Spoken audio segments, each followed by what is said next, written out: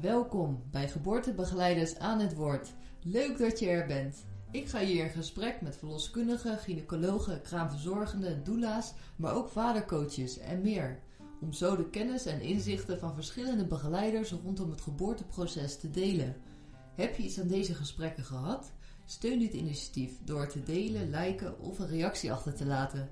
Meer interviews vind je op geboortebegeleidersaanhetwoord.nl. Ik ben Sabine van Onselen, jouw host tijdens de interviews.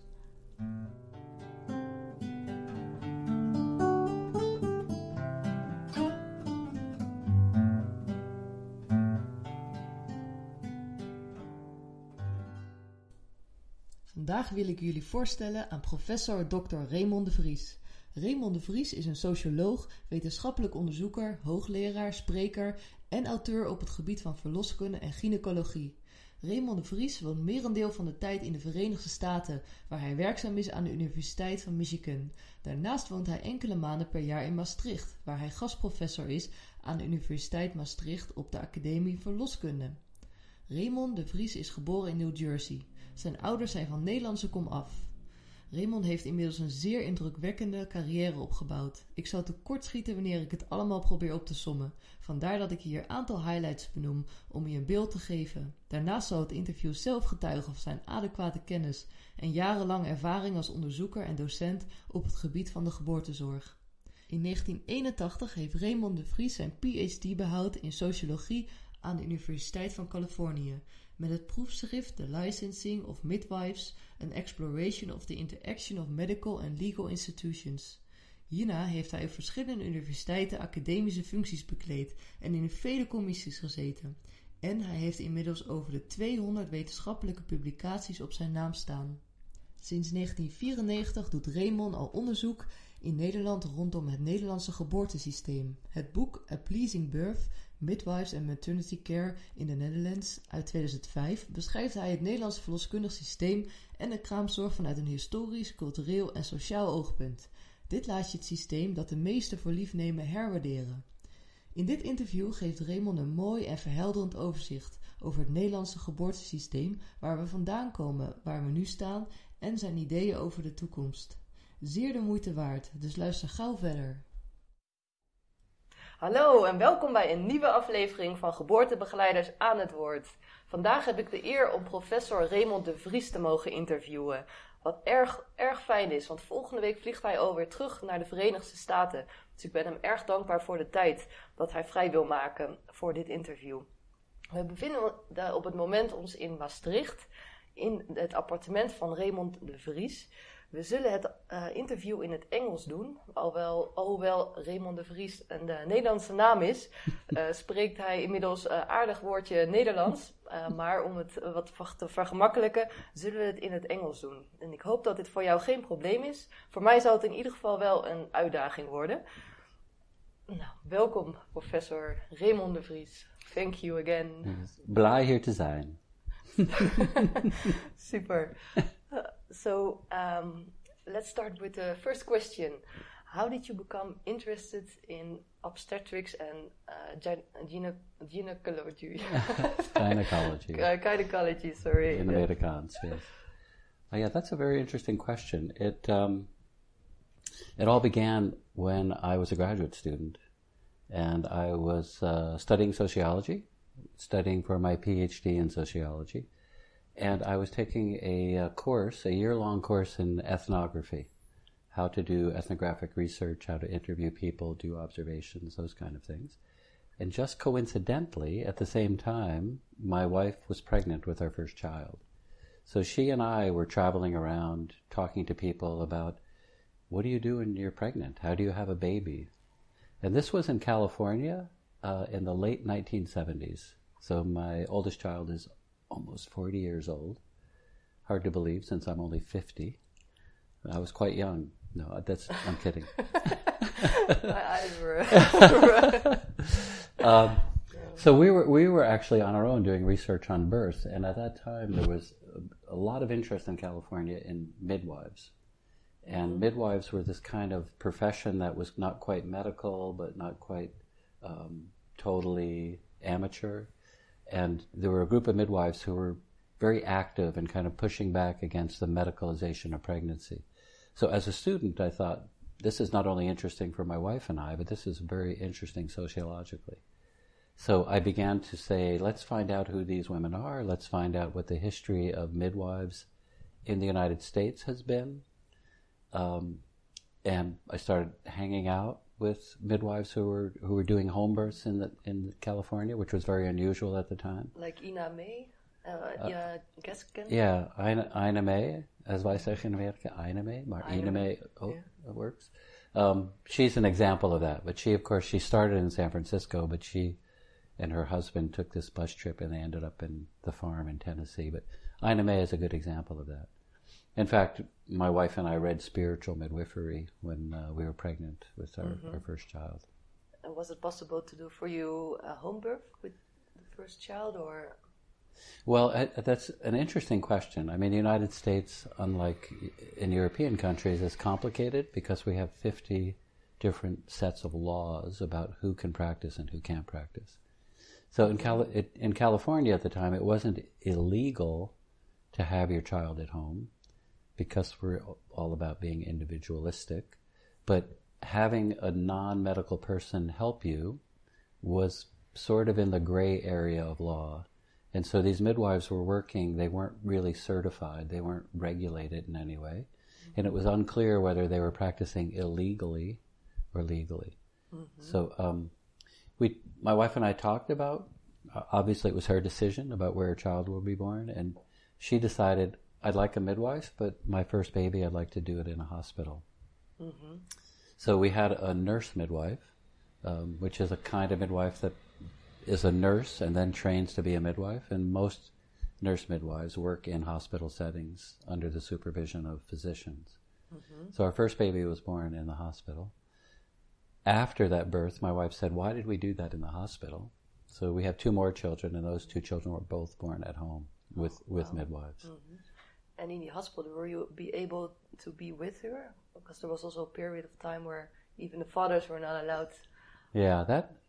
In California at that time, in the late 1970s, by then they allowed partners to be present at birth.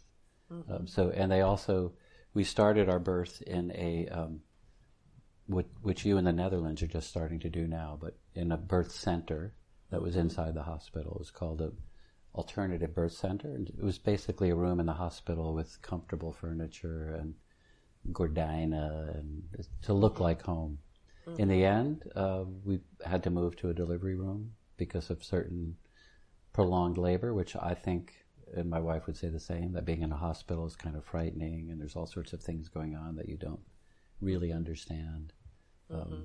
But everything turned out fine in the end, and it was quite simple, and we thought, why should we do this? Did your point of view on birth change after the experiences at home, like which you had, like before and after? Was there? Well, I had when I started to do my research, I was concerned about the medicalization of birth. That this is a normal life experience. Why are we having all these medical interventions? And as you may know, and your listeners may know, we have nearly 1 in 3 babies is born by surgery, by cesarean section. That's a lot. Yeah. So, and most women have epidurals, and episiotomies aren't so common. But so I was concerned about that, sort of from a point of view of a researcher. Why are we doing this so much? So having the experience of being in the hospital and being at home, from the point of view of a father, was also quite interesting because when you go to a hospital, your wife's in labor. Clearly, you're going to be the one who gets her to the hospital, and there's some concern. And are we going to get there too late or too early? Do we have everything we need? Compared to the second birth, which was at home with non-nurse midwives, it was so easy for a father. It's like, oh, call the midwife.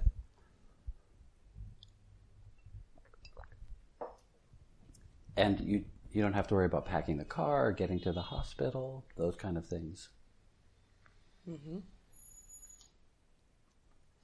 So from the point of view of a father, I thought home birth was really ideal because of all the stories about dads being worried and being incompetent, and being at home, it was just so easy. And it was fully trust in. Yeah. And even though at the time I didn't have the word available to me, it really felt gezellig to be home in your own house.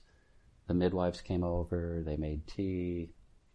We worked together with my wife in labor. Our son was born on the fold-out couch in the living room in our little house. And it was just, it was a great experience.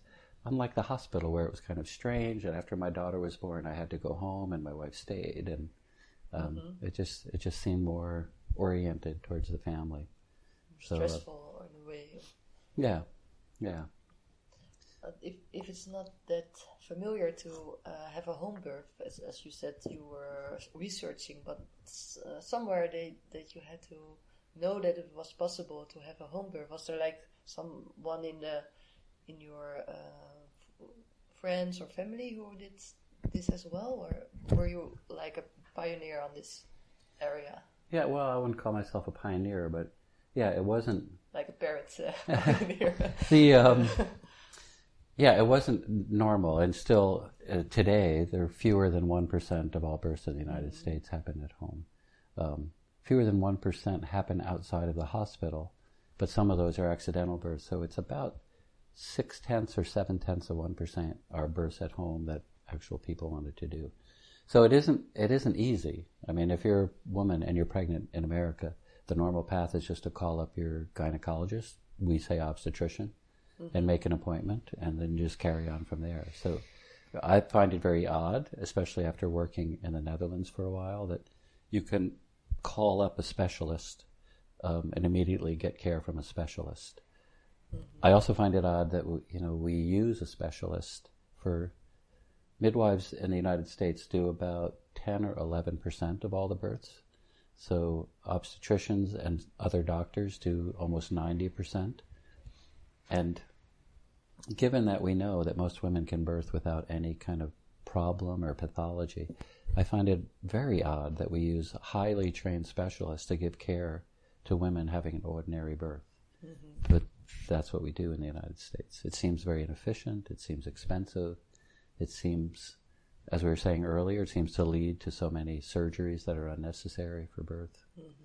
So, yeah. So by experience by yourself and with your wife that it was possible and it was not that difficult, you get on track on knowing more about this. And you have to do a little research. I mean, if you want to have a home birth, it's not immediately apparent how you do that. So in the 70s and 80s when my children were born, a typical way to find a midwife would be to go to a health food store. I don't know if you have a similar, like a biologisch markt of zoiets.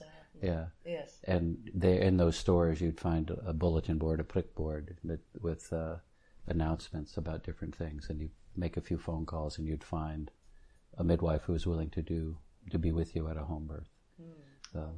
That's changed a bit now. I mean, that's 35, 40 years ago. And now midwives are a little more, the regulations concerning midwives have changed. But again, it goes each state has to change its regulations.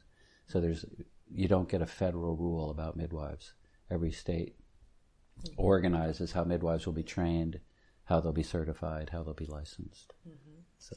All right. And in 1994, you came to the Netherlands for research.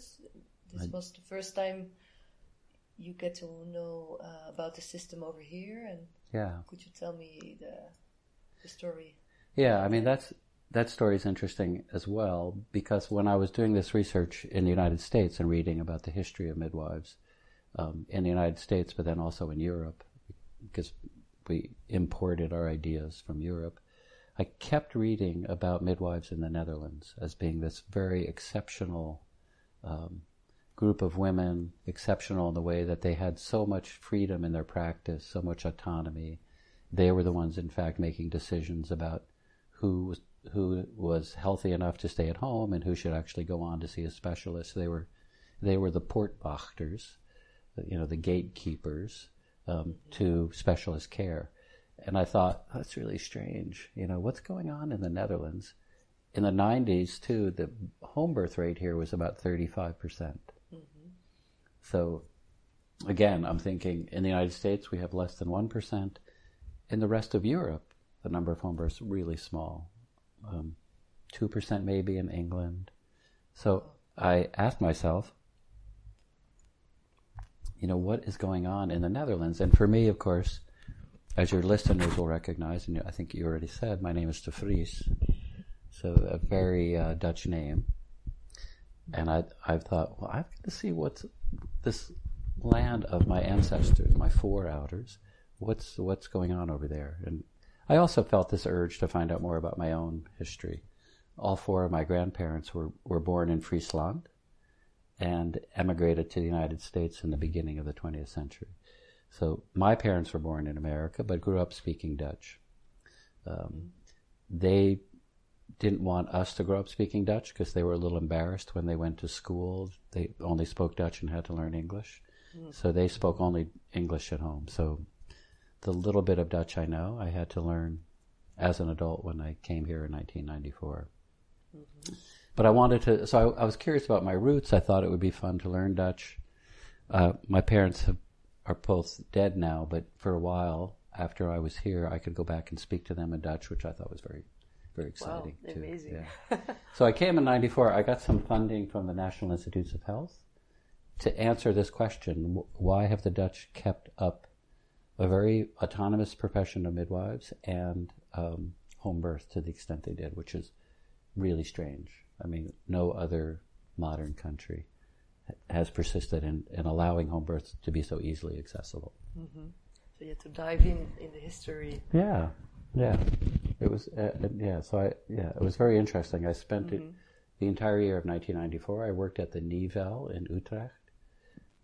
It's a research organization essentially set up to look at eerste lijnzorg. Mm-hmm. And of course, so they were interested in midwives too. So my research fit their research agenda. Great. Yeah, very interesting. So now you are already done a lot of work and research for over 22 years now. Wow. Yeah. Yeah, it's unbelievable. And has there a lot of changes since then?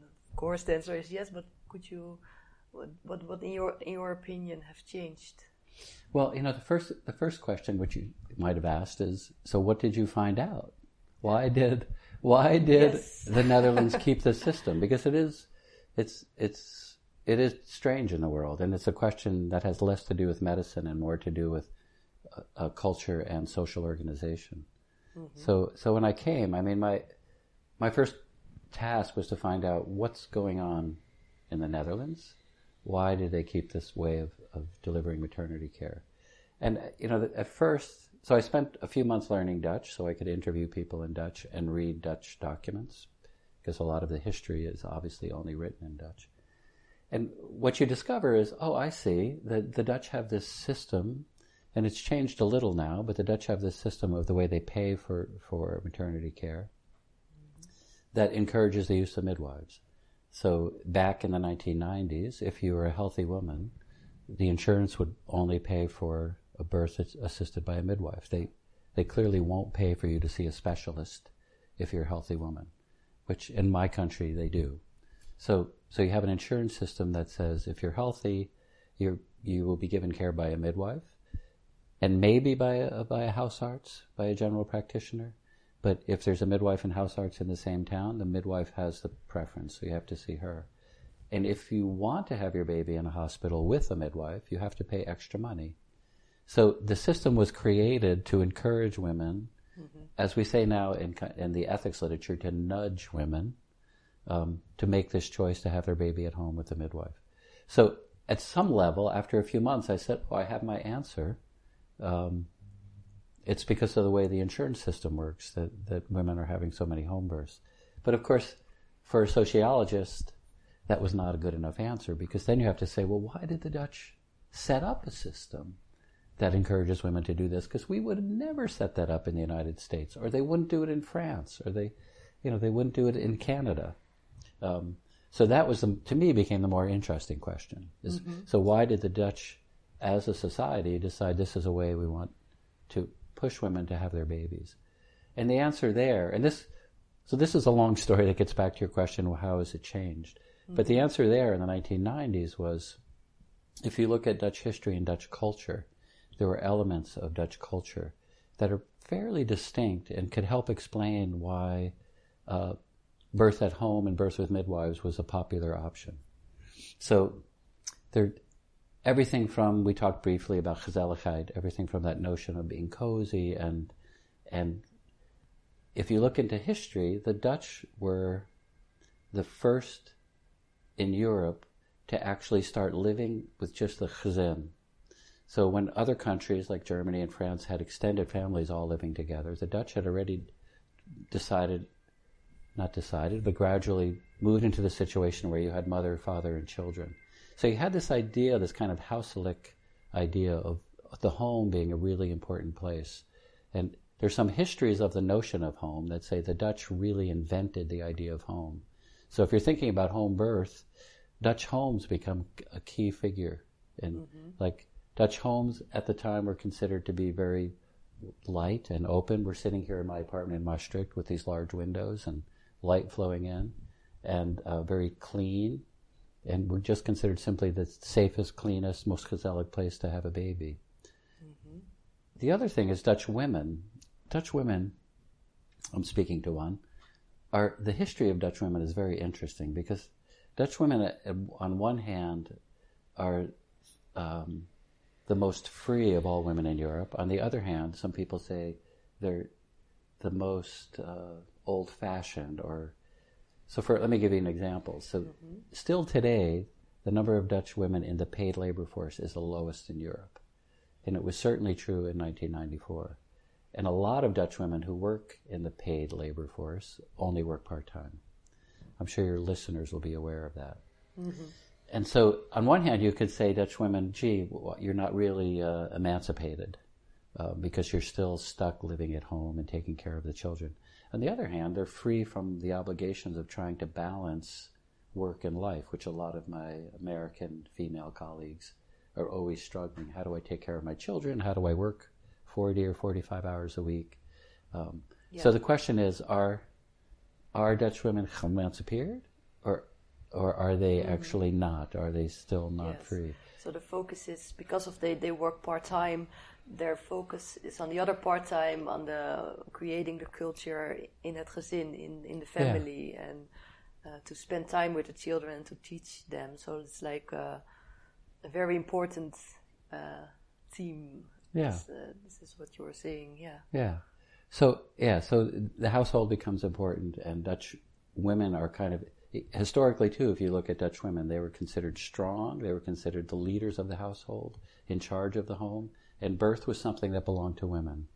Men really didn't want to have much to do with birth. So the early Dutch gynecologists are like, birth is just uninteresting to us. This is the work for midwives. If something goes wrong, then we can be called. And that carried on all the way to the 90s when I was here, that doe maar gewoon. You don't need special care when you're having a baby. Mm-hmm. So there's that notion of, just be normal, and the house being important, and women's roles in the house being very important. Mm-hmm. And there's also a little bit of zuinigheid, a little bit of thriftiness, that, it's much more expensive if you go to a hospital to have a baby. Mm-hmm. So there are all these different features. I was looking for a cultural explanation for why the Dutch created the social policy they did, which encouraged women to give birth at home. So now,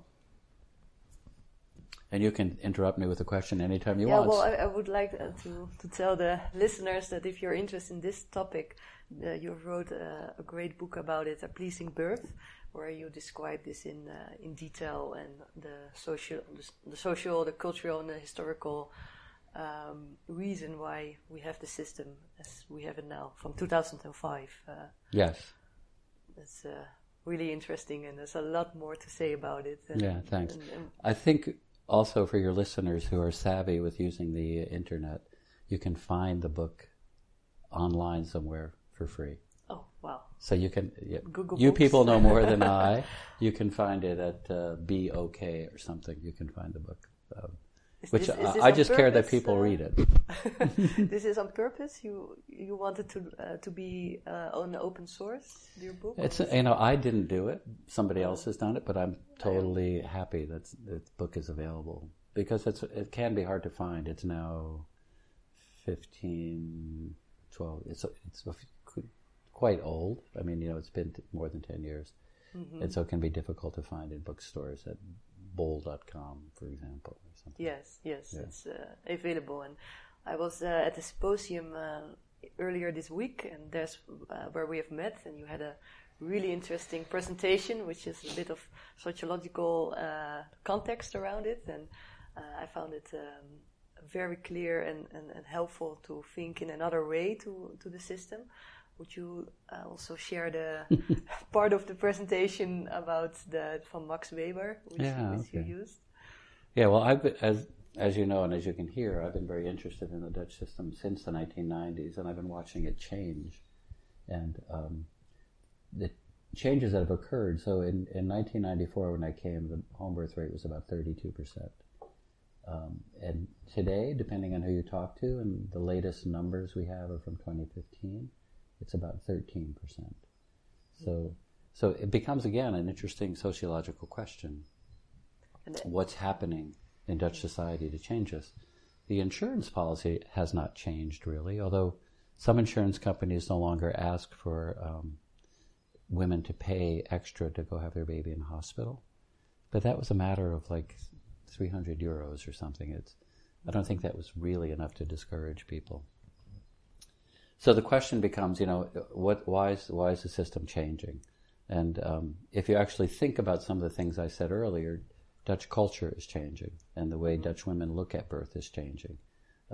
And more Dutch women are in paid labor, and now the idea of being huiselijk is changing a bit. And so having your birth organized and having your birth in a polykliniek, it just seems much easier for the life of a working woman than trying to organize your home and having everything happen at home.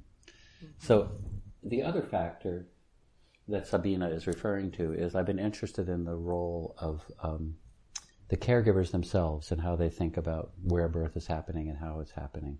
And when I first arrived here, there was a very strong presence of the Amsterdam school under the direction of a gynecologist named Dr. Kloosterman, Gerrit Jan Kloosterman. And he was trained by another doctor named de Snow, and they really were advocates for keeping birth normal, for emphasizing physiological birth, and they really argued, as the rest of the world was moving to birth in the hospital, they argued to keep this system. So it occurred to me that I could use some concepts from a German sociologist that many of you may have heard of, named Max Weber, who did a study of sociology of religion. And he talked about the difference between priests and prophets. And it occurred to me that this idea of priests and prophets also applied to what we're seeing going on in Dutch maternity care. And back when I arrived in the 1990s, the priests of the system, and this is using Weber's terms, were people who were responsible to maintain the system and to protect the system and to promote the system. So we had these priests who were saying, look, the Dutch have always done it this way, they've always emphasized physiological birth, and we need to protect this. And Kloosterman was in a position of political power, so he could make that happen. On the other hand, you have prophets, and again, if you think about religion, prophets are those people who say to people, hey, there's a better way to do this. There's something we ought to be more concerned about. And in the 1990s, the prophets were people saying there's new technology, and we could use electronic fetal monitoring, and we have all these technologies that we can use to make birth safer. And these prophets were arguing against the priests of Kloosterman in the Amsterdam school, saying, we need to change what we're doing. Gradually over time, the system shifted, and that's what I find interesting. And now, the role of priest and prophet is completely flipped. So now, the priests have become more dominant now that 90% of births, 88% of births are happening in hospitals. They're now the priests saying, we need to protect hospital birth. Hospital birth is the safe place to give birth. And the prophets are the ones saying, remember the value of physiological birth? And prophets are now the other side, mostly midwives and others, saying to women and saying to Dutch policymakers, we can't forget the value of physiological birth, and we're losing that. We've lost our way. We need to be called back to the traditions of Dutch birth. And so you're seeing this kind of flip that's occurred from originally the priests who kind of dominated and allowed physiological birth to continue well into the 1990s. But since the early 2000s, hospital birth has become the system that's worth protecting. Yes. And the prophets are now more marginal, saying we can't lose the value of physiological birth. So it's also like the medicalization started around the maybe 2000 when the technology also rises up. And do you think that medicalization and fear comes together, or is it like separate? Well, yeah, fear, I would talk about fear in terms of risk, actually. We live in a world now that is characterized by our concern with risks. So, again, when I first appeared here in the 90s and when I started reading about Dutch birth in the 80s, there wasn't this concern with minimizing risk. And now I think people think about birth as an inherently risky event. And earlier in the Dutch system, it was considered gewoon. And yeah, things happened, but it was a result of fate. And I mean, you did what you could to stay healthy, but you weren't trying to minimize all your risks. And now I think women and caregivers see birth as a very risky event. And a couple examples of that, one from literature and one from Dutch maternity care. A colleague and I in the United States used, Google has this interesting thing called an N-gram, where you can look at the use of certain words across time. So as you know, Google has this vast library of literature and books. And you can ask Google, tell me how often this word appeared in the literature in as far back as the 1890s all the way up until 2015. So you can see what kind of words were in common use. So a colleague and I, this is in English, looked at Google Library in English from 1890 until 2010, I think. We said, how often is the word fate used? This stuff happens to you. It's fate. It's fated. And then we also said, how often is the word risk used? And what you find as you move through history is fate gradually becomes a word that's not used, and risk becomes a word that's used more.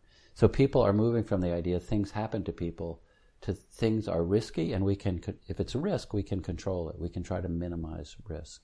And so this idea that birth is risky is like, well, what can I do to minimize that? And so in general, I think our society is feeling like everything should be seen as a risk, and if it's a risk, we can figure out what's causing the risk, and we can live risk-free lives, which of course is totally impossible. So we have this idea of risk becoming more important. And what you see in the Netherlands is it's not only women who are thinking about birth as being more risky, but it's also caregivers. So one important reason that the number of home births has declined is because midwives are referring more and more women on to specialist care compared to in the 1990s. And they get referred when they're pregnant, and they get referred when they're in labor. And I think it's the same thing. Midwives are saying, oh, there's meconium in the vruchtwater. The baby heeft gepoept in the vruchtwater. And so this is risky, I better send you on to the hospital. Or a number of other factors. So a colleague of mine, Pien Offerhaus, has done some interesting work, you can find her on Google, about the increased likelihood of midwives in the Netherlands referring women to specialist care. And I think it's just this heightened sense of risk, where it's like, earlier it's like, this is going to be okay, we can do this. And now it's like, uh-oh, this is a risk.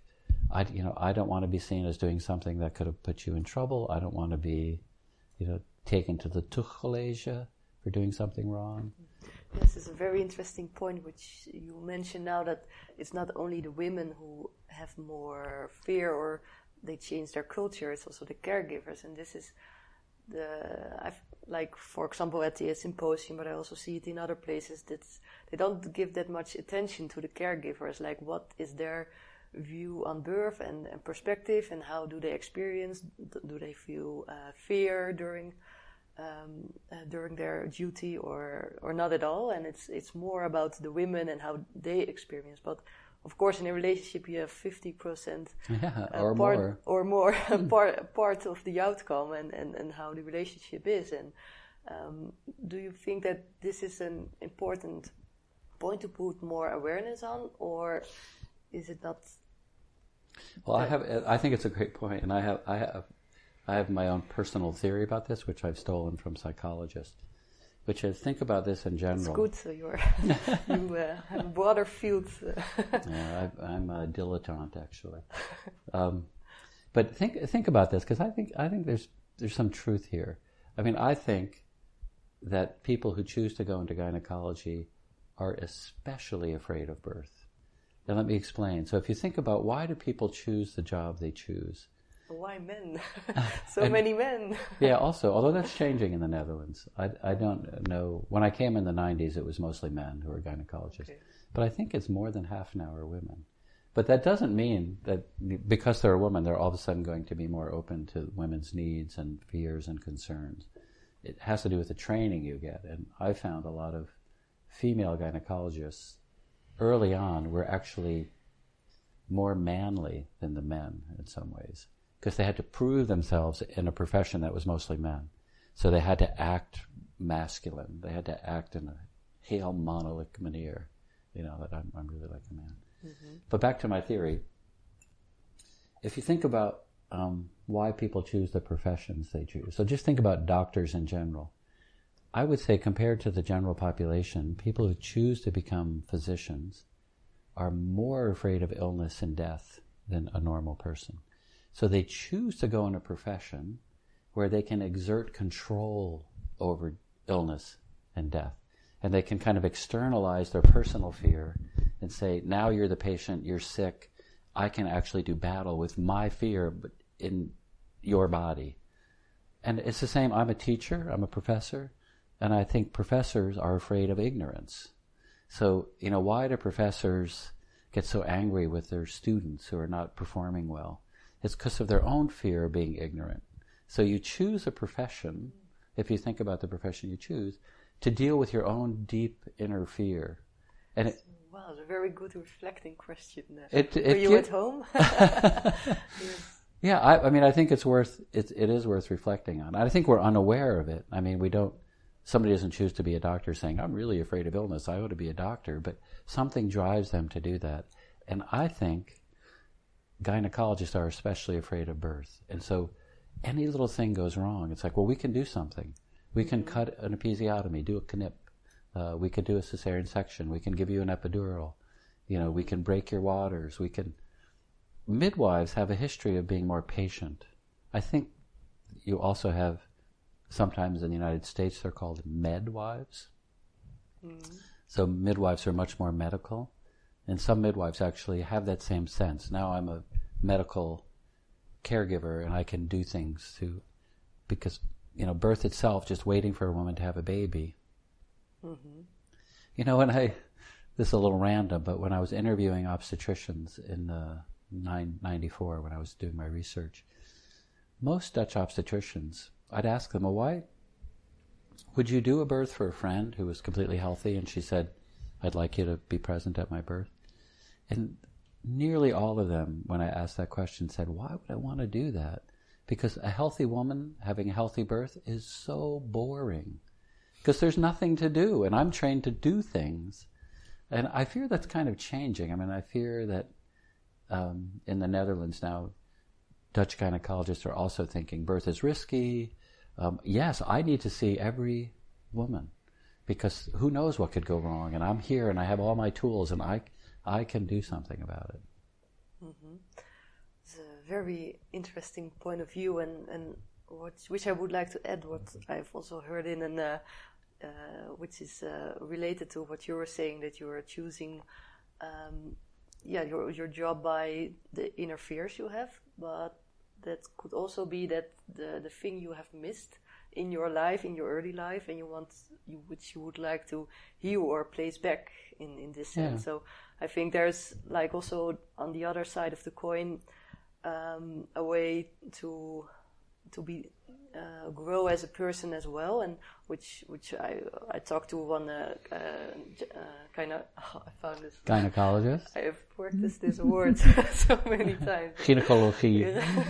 Gynecologist, and it was very interesting what he said. Like lately, the culture is changing in the way that of course, you have a patient and you have a doctor, and before it was just the doctor who were telling you what you should do and etc., just sending the information, and now we're getting more aware of like the patient have information by themselves, and to be more interactive in this sense of way. So it's like the typical doctor authority is also changing in this way, and which I found very interesting. You have also interviewed a gynecologist about heroes, like do you, which is in the book Birth Models at Work.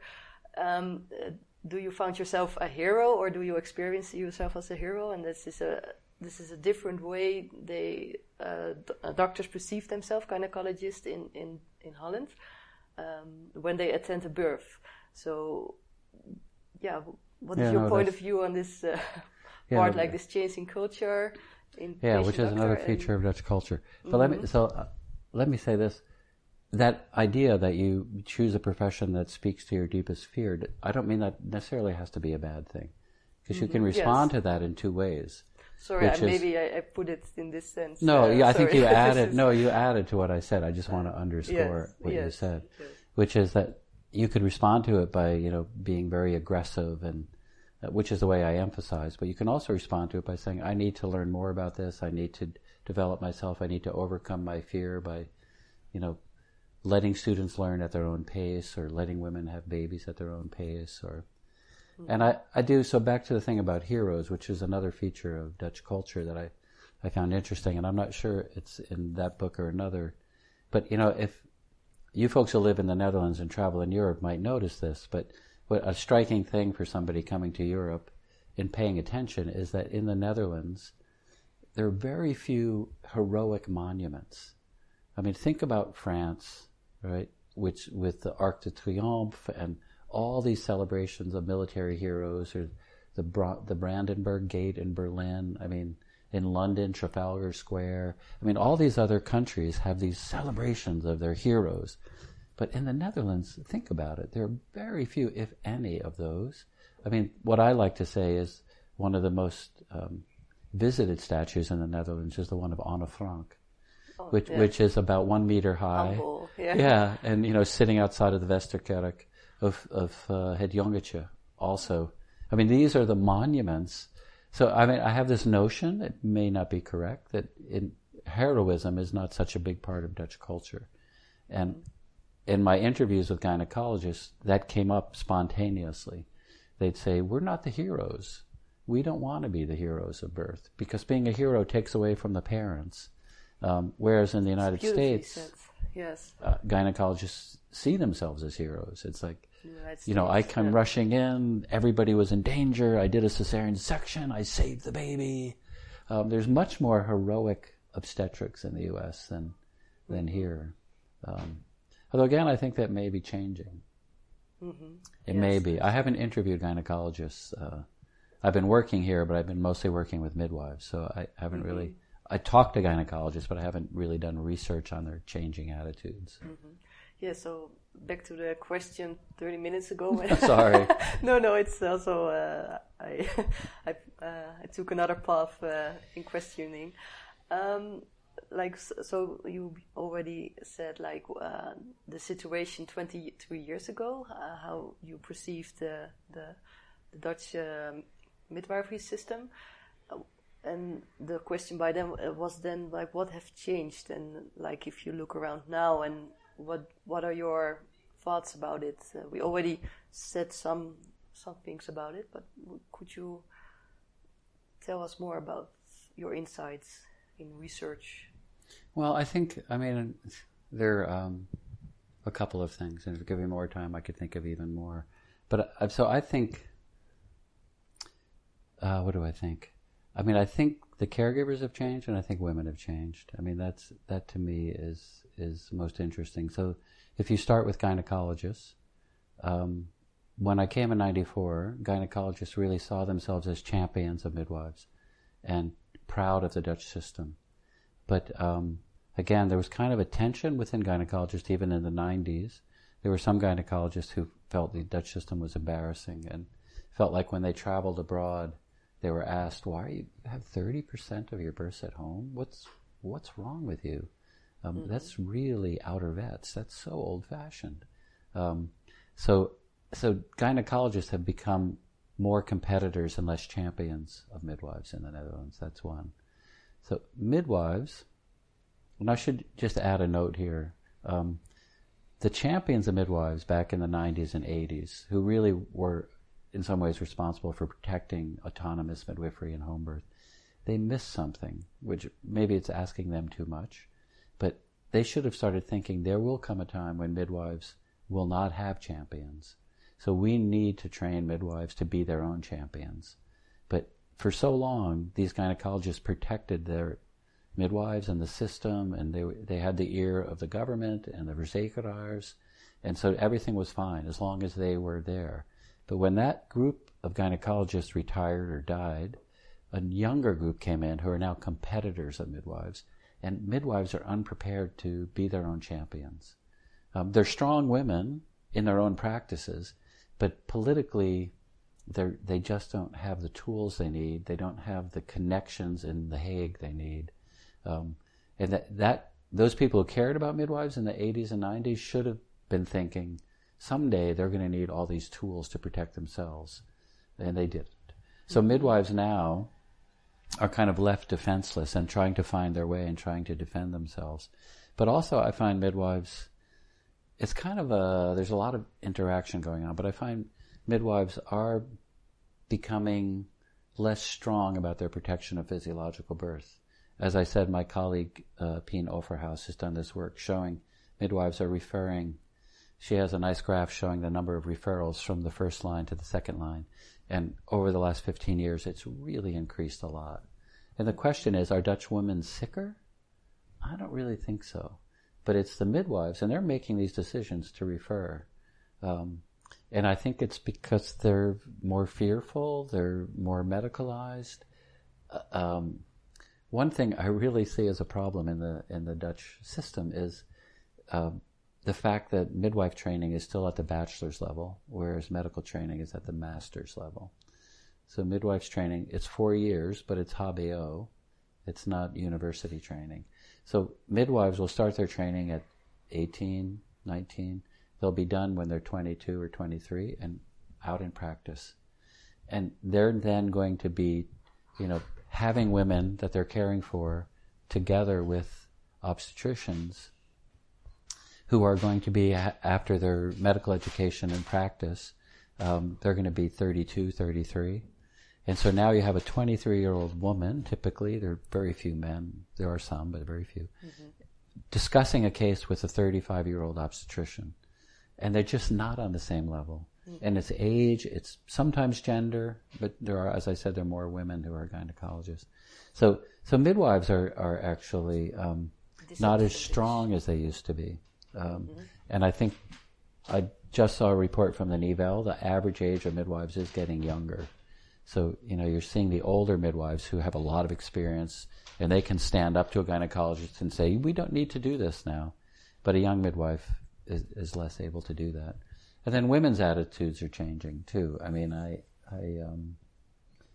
What I see in the media and when I talk to women, home birth is seen as middle-age practice. It's outer vets. Why should we be having our babies at home? We don't. So many times they make the kind of ridiculous. We don't have surgery at home. Why should we have our babies at home? Or we don't have our teeth pulled without pine stilling. Why should we have a baby without pine stilling? But those are really bad analogies. One, having a baby isn't a sickness. So it's not like surgery. 2, pain in labor is actually useful pain in a way that pain in your teeth is not a useful pain. I mean, that indicates disease and something has to be done. But pain in labor actually encourages a woman to move, to change position. And when you give a woman an epidural, I mean, my American colleagues who have had babies with epidurals say, it's great. I just lay in bed, I watch television while I'm in labor, I don't feel a thing. But all of a sudden then, they need to have their bistimulation because the baby is they're just laying there. And when you have labor pains, it makes you change position. It makes you get up. It makes you walk. You kneel, you bend, you lean over. All those things help the baby be born. You don't need to do any of that with an epidural. So the next thing you know, you have a cesarean section. I mean, that's one reason our section rate is so high, because our epidural rate in the United States is around 85%. And you can choose for a cesarean as well. Like here, you need to have a complication where you, like a breech birth, where you can have a cesarean. But how is it in the United States? That's actually debated. It's an interesting ethical question too. The American Association of Gynecologists has put out a guideline saying women should have the right to decide how they have their baby, but if a woman says, I'd like to have a cesarean section, you need to make it clear to her what the complications are, and you need to be convinced that she has a good reason for it. So rather than just, I'd like to have my cesarean scheduled on July 15th because that's when my vacation is from work or something. Yeah. That is not a good enough reason. But women who have extreme fear of childbirth or some other reasons. But there are some gynecologists in the U.S. if a woman says, hey, I don't want to go through labor, let's just have a cesarean.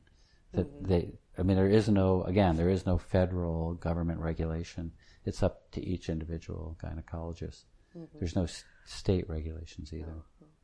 And in Holland there will be new changes. Het integrale geboortesysteem will be implemented, or it's already happening.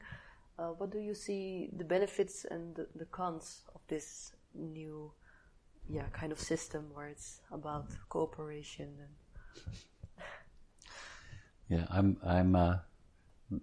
I'm scrunching up my face right now because I'm really concerned about that.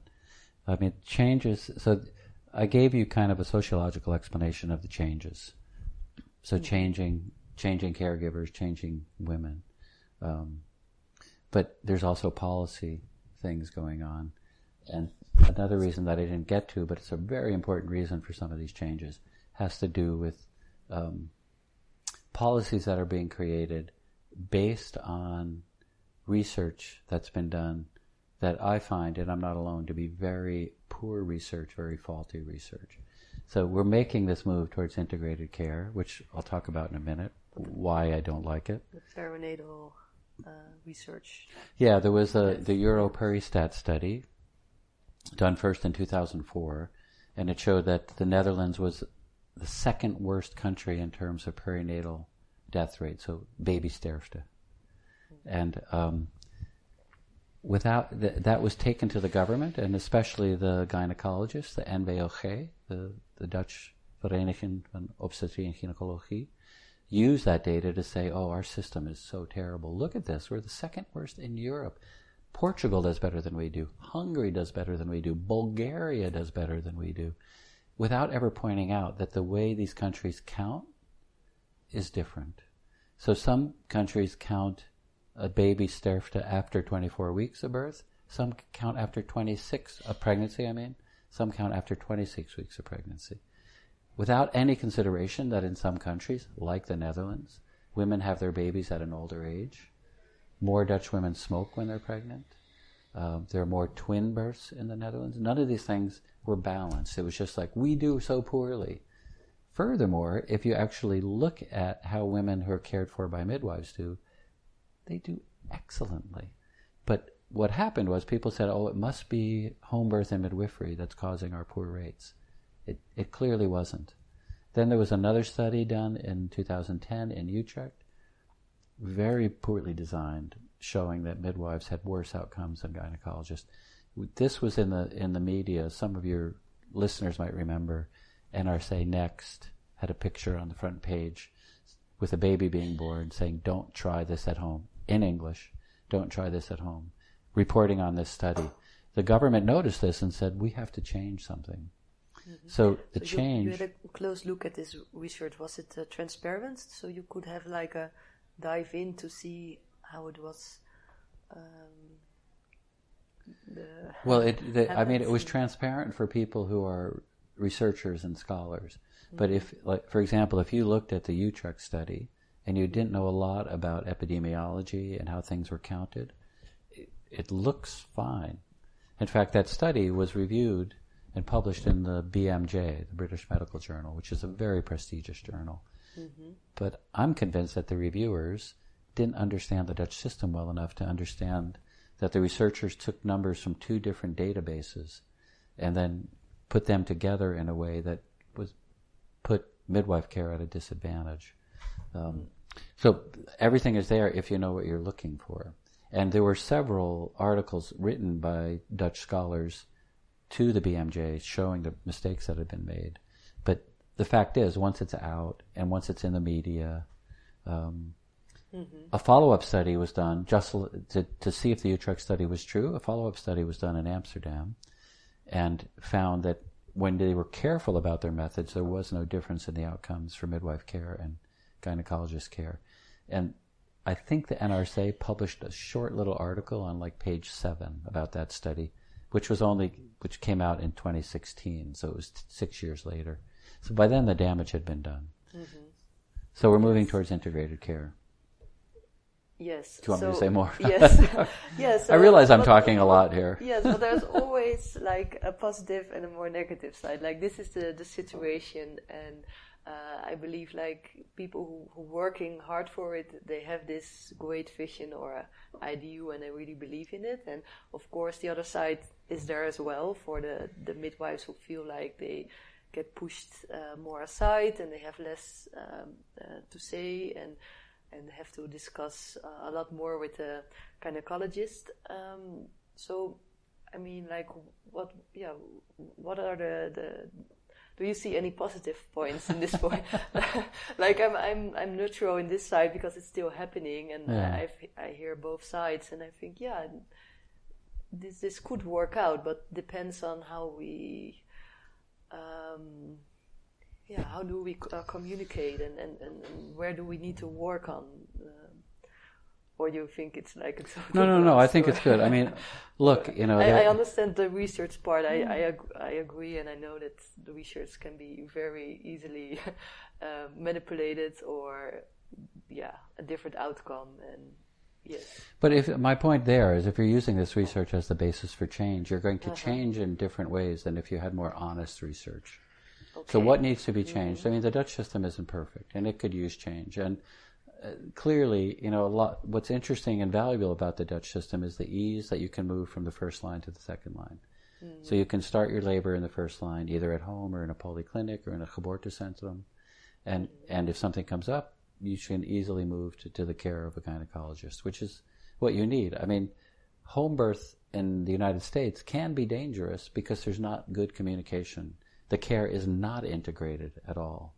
But some people look at the Netherlands and say, you've had integrated care for decades because of this ease of moving between, if midwife needs to bring a woman to the hospital or from the polyclinic into the regular obstetric ward, they just contact the gynecologist. In America, you can often be mistreated if you come to the hospital and you've come from home. People will go, what's wrong with you? Why were you having your baby at home? And you actually are treated poorly. There have been some lawsuits as a result of that.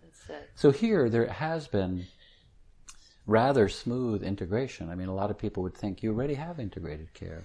But clearly there needs to be better communication. And there are some problems when you hand off a woman from home to hospital. Yes. So, integrating the record keeping so that when a woman is transferred, the gynecologist can easily and clearly see what the history of the pregnancy has been. I think, having a conversation with the gynecologist, even though you're planning to have your baby at home or in a polyclinic, so that you're familiar with each other. But, some gynecologists say we need to see every woman, whether she's healthy or not. And I think that's a waste of resources. I think from everything we know in medical sociology, that'll result in more medicalization of birth. Healthy women don't need to be seen by a trained specialist. It's like when I have a little bit of a cold now. Should I go to see a pulmonologist? Of course not.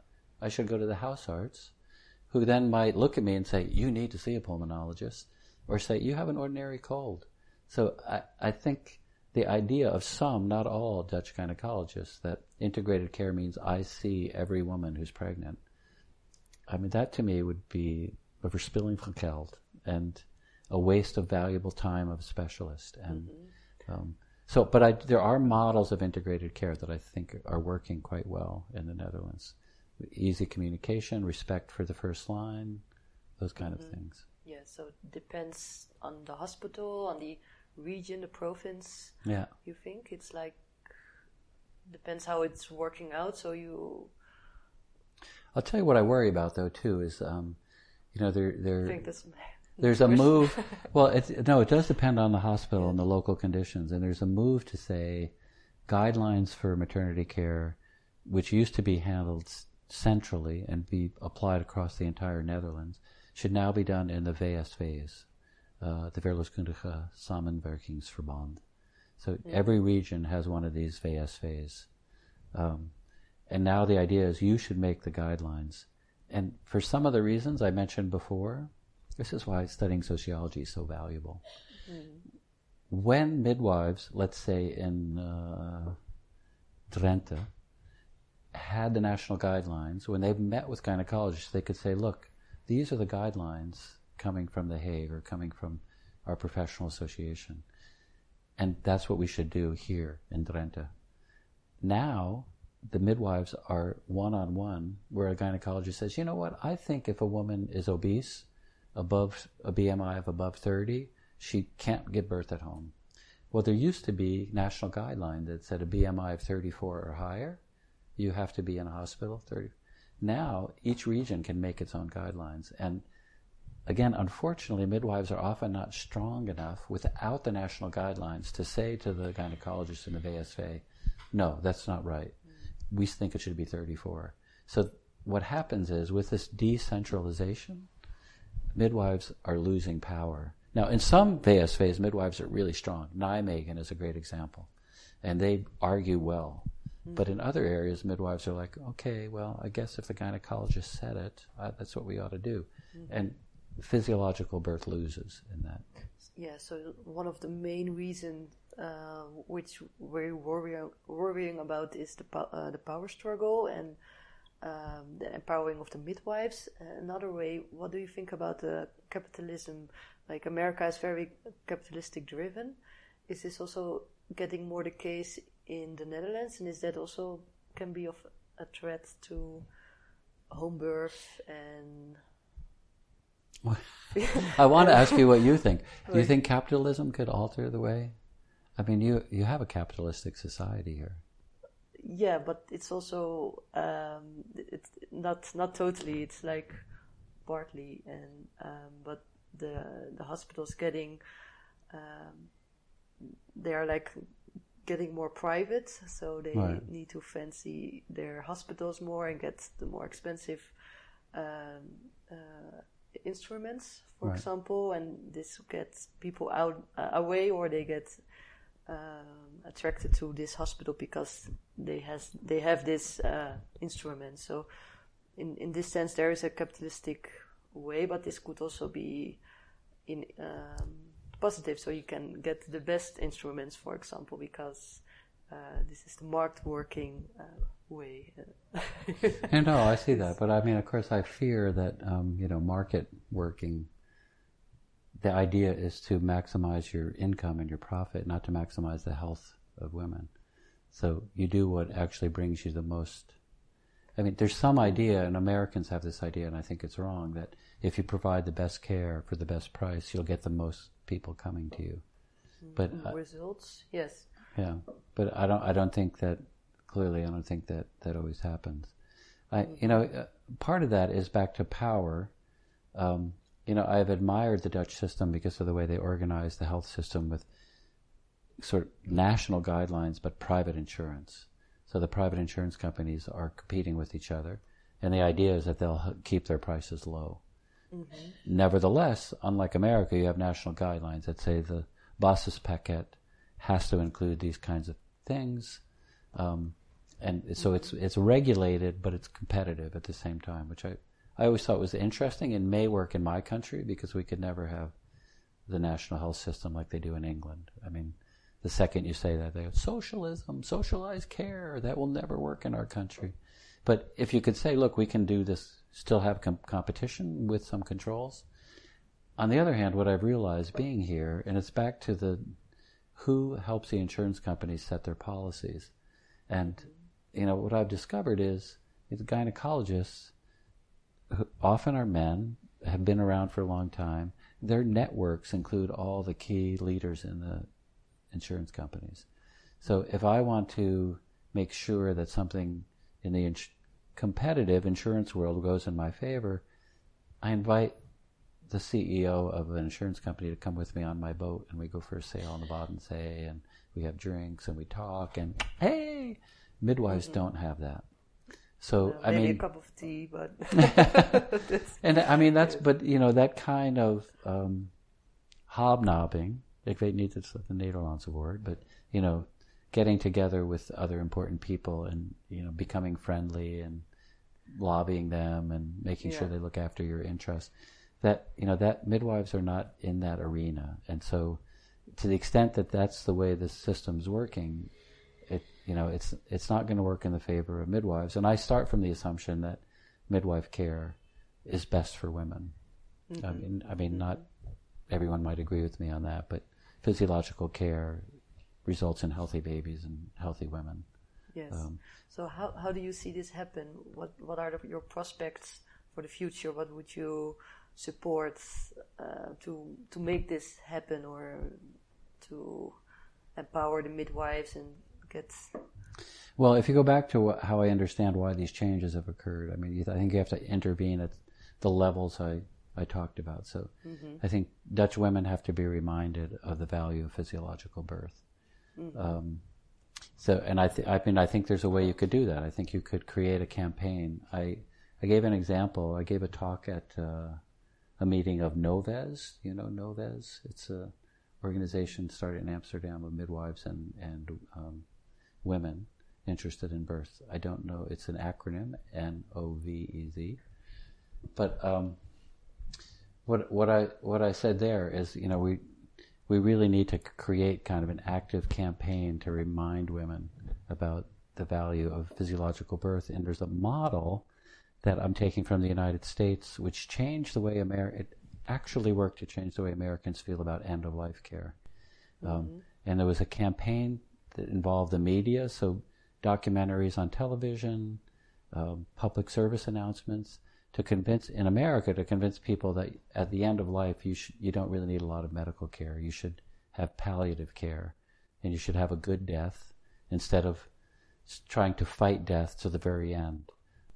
So the beginning of the idea of hospices, where instead of getting curative care, you realize I'm dying, and you just get palliative care to ease your transition to death. Acceptance. Yes. And Americans 40 years ago would have thought that's crazy, but now, because of this campaign, most Americans think, when I'm dying, I don't want to keep getting chemotherapy, to have any attempt to keep me. I want a pleasant death where pain is reduced and my family's around. But this took a public campaign. I think we could do the same. So first is changing women's ideas about birth and reminding them of the value of physiological birth and doe maar gewoon and gezellig thuis blijven, these kind of things. We also need to change caregivers' attitudes. So midwives, I think we need to remind them of their role as protectors, beschermen en bevorderen van physiologische geboorte. They're the protectors and promoters of physiological birth. So we need to intervene in education. I think I'd like to see, if I was in charge, I would make midwifery education university. So it wouldn't be HBO, it would be VO, it would be university education. Wetenschappelijk onderwijs and not hoger beroepsonderwijs.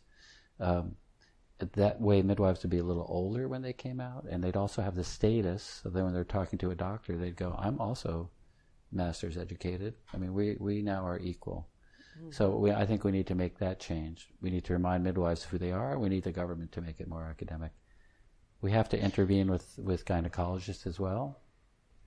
So I have this idea of the NVOG and the KNOV, the two, the Midwives and the Gynecologist Association, funding a fellowship where trained obstetricians in training and midwives in training, you find a pair of them and you fund them to work together to do research on physiological birth and to work with each other and to see the scientific evidence on the value of physiological birth.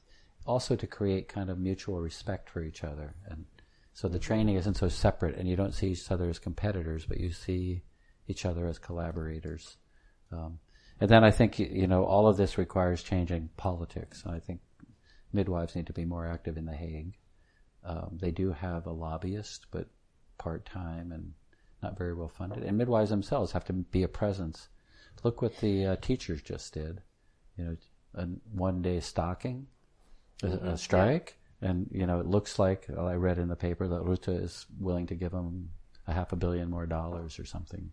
Yeah. So, midwives need to say, and this was done probably before you remember, but when in 2000, when the changed from 1999 to 2000, all the midwives in the Netherlands went on strike. And they were trying to reduce increase their pay and reduce the normpraktijk. So they made provision for women in hospitals to be cared for. They weren't going to leave women, out in the cold. Mm-hmm. But they called attention. I think midwives need to do that. They need to go to The Hague and be more forceful and more persuasive. So it's women, it's midwives, it's obstetricians, and it's politicians. And the reflection, why did I choose my profession, as you said earlier, like the reflecting mark, like what's the cause, why do I do what I do? That would, this is on a personal level, but in a... No, I think, maybe we should write a book about this. Because there's the social level. Yeah. In that program, I'm trying to change the social and the cultural dimension. Yes. But there's also the psychological dimension. Yes. I'm a sociologist, so I'm less trained in how do you get people to actually reflect on why am I doing what I'm doing. Mm-hmm. And I think a lot of medics, a lot of doctors don't want to think about that. Mm-hmm. Of course, I'm here to help people. Mm-hmm. They would never say, because I have a deep-seated fear of dying or I have a deep-seated fear of being ill. So I externalize my fear and I, am able to conquer my fears by conquering you. Mm-hmm. It's a very interesting topic, I believe. I think so too. To raise up. Actually, I interviewed one midwife who also do the mindfulness training to caregivers and also to mothers, but she also extended to caregivers to know what is happening inside you and to reduce the stress level.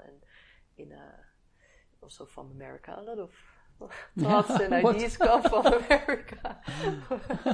But there are also a lot of good things. Oh, good.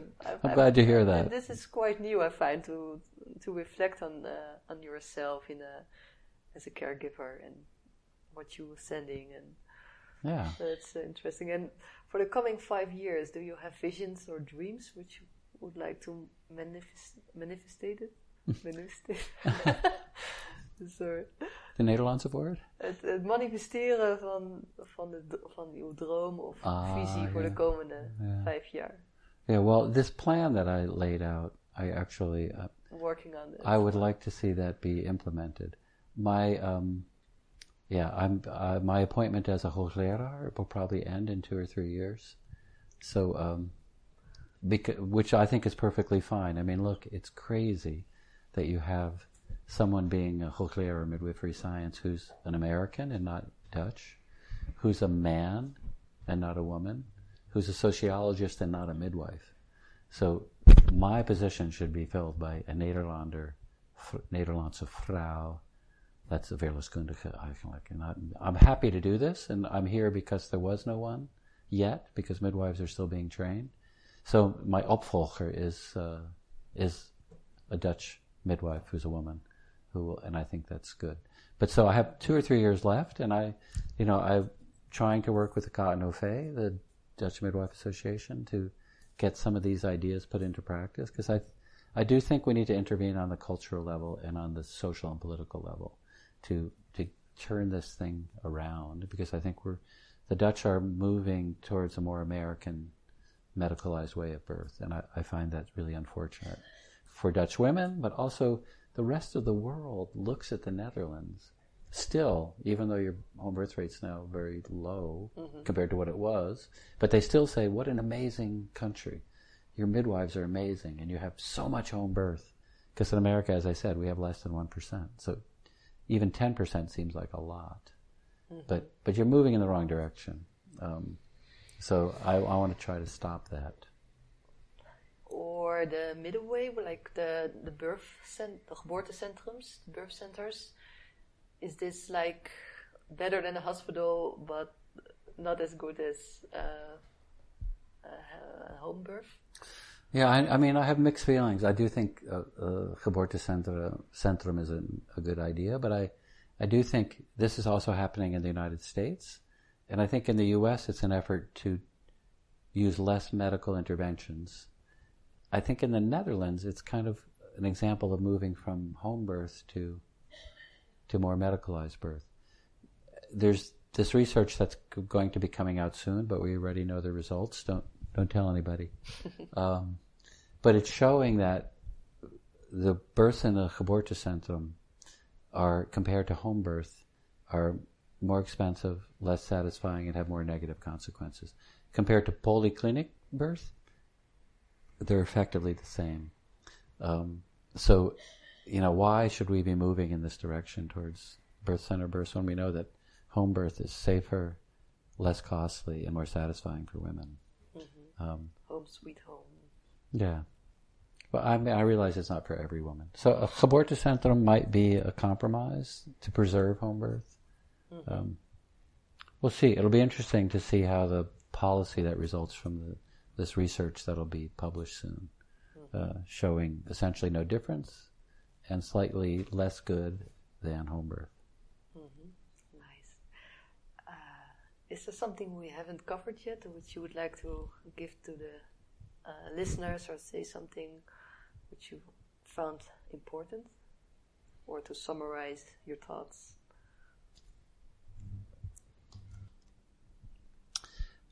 I think it's important, and I think Dutch women don't realize perhaps that they are the most privileged women in the world when it comes to birth, because they have an easy choice between where they want to give birth. And if home birth gradually disappears, I think that freedom of how and where you give your baby will come under pressure and will be challenged. I gave a talk a few years ago where I started with Bob Dylan saying, "You don't know what you've got till it's gone." And, I fear that people think, oh, I love my Dutch birth system because, I can give birth at home if I want, but I don't really want to. I can give birth in a polyclinic, I can give birth in the hospital. And I think it's important. I think Dutch women, often when I talk to Dutch women, they think, what? You can't have a home birth in America? Well, you can, but it's extremely difficult to organize, and insurance won't pay for it, so you have to pay for it out of pocket. And you Dutch women are extremely lucky to have this option. And so I'd encourage you, even if you don't want it for yourself, to think about what you can do to protect the kind of freedom you have about where and how you give birth. Wow, yes. It's beautifully said, and good to get reminded of it. Yeah. So thank you very much, Professor Raymond de Vries. I really appreciate your time, and thank you again. Graag gedaan.